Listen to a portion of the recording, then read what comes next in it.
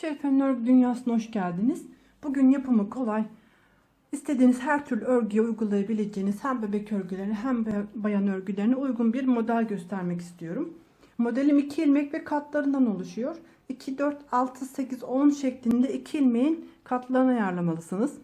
Ben 16 ilmekle örgüme başlıyorum. Örgümün ilk sırasındayım ve ön yüzdeyim. İlmeklerimi sıra boyunca düz olarak örüyorum.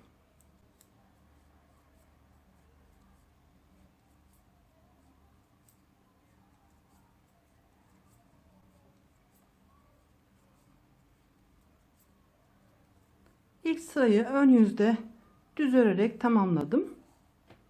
Örgümün arka yüzündeyim ve ikinci sırasındayım.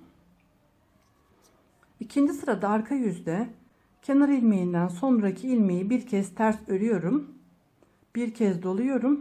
Aynı ilmeği bir kez daha ters örüyorum. Bir ilmekten 3 tane ilmek çıkarttım. İkinci ilmeğimi ters örüyorum. Sonraki ilmeğimi bir ilmek örüyorum.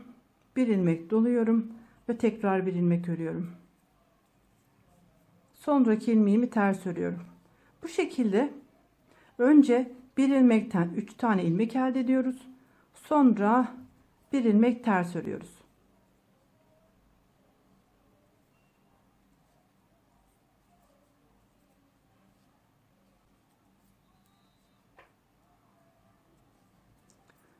Bir ilmek örüyorum. Bir kez dolayıp aynı ilmeği bir kez daha örüyorum. Bir ilmekten 3 ilmek elde ediyorum. Sonraki ilmeğimi ters örüyorum. Bu şekilde arka yüzde modelimi kurarak devam ediyorum.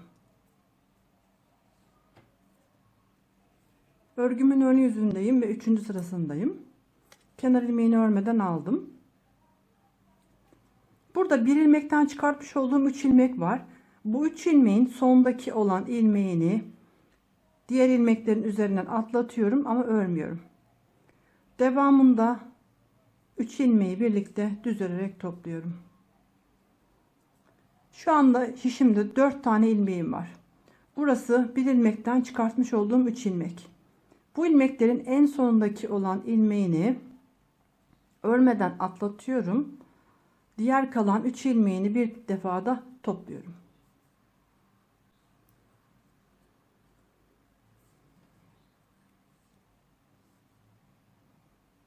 Sondaki ilmeği örmeden atlatıyorum. Şişimdeki 3 ilmeği düz örerek topluyorum.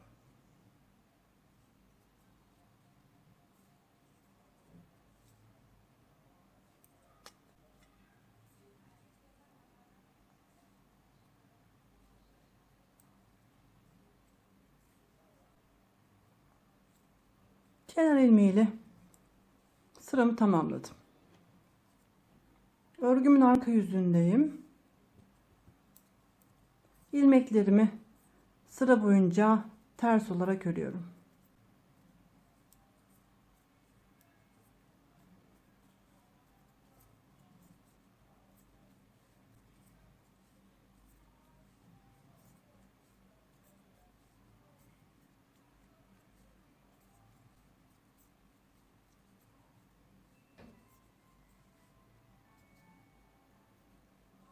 Böylece örgümün ön yüzüne geçtiğim zaman ilk başlangıçtaki işlemleri tekrarlıyorum.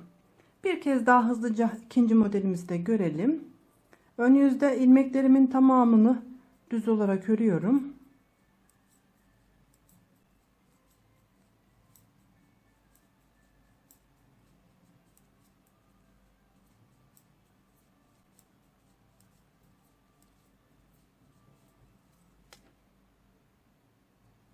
Örgümün arka yüzüne geçiyorum. Arka yüze geçtiğim zaman kenar ilmeğinden sonraki ilmeği bir kez örüyorum. Bir kez ipimi doluyorum ve aynı ilmeği bir kez daha örüyorum. Sonraki ilmeğimi ters örüyorum. Bir ilmek örüyorum, bir kez doluyorum ve bir kez daha örerek 3 ilmek elde ediyorum. Devamındaki ilmeği ters örüyorum.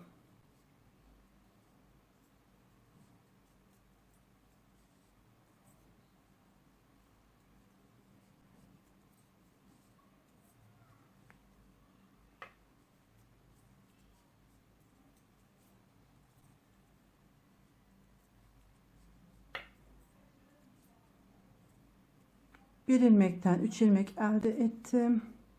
Sondaki ilmeğimi ters ördüm. Arka yüzden bu şekilde önce kurulumunu yapıyoruz ve ön yüzde örgümüzü tamamlıyoruz. Önce kenar ilmeğini örmeden alıyorum. Burada şu anda 1 2 3 4 tane ilmeğim var. Bu 4 ilmeğin sondaki ilmeğini örmeden atlatıyorum. Şişimdeki 3 ilmeği birlikte düz örerek topluyorum. Sondaki ilmeği örmeden atlatıyorum. Kalan 3 ilmeği birlikte topluyorum.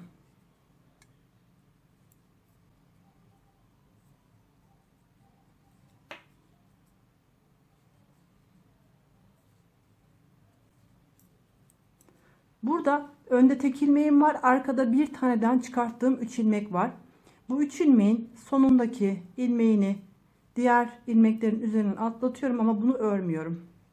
Devamındaki 3 ilmeği birlikte düz örerek topluyorum. Bu şekilde örgümüzü tamamlamış oluyoruz. Kenar ilmeğini örerek ön yüzden örgümü tamamladım. Arka yüze geçtiğim zaman ilmeklerimin tamamını ters olarak örüyorum ve böylece ikinci modelimi de tamamlamış oluyorum.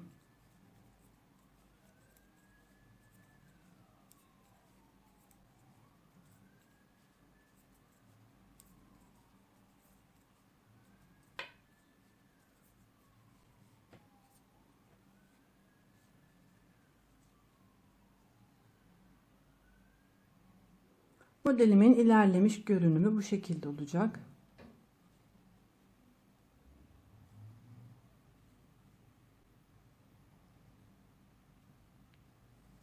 Burası da arka yüzü. Yapmayı düşünen herkese kolay gelsin.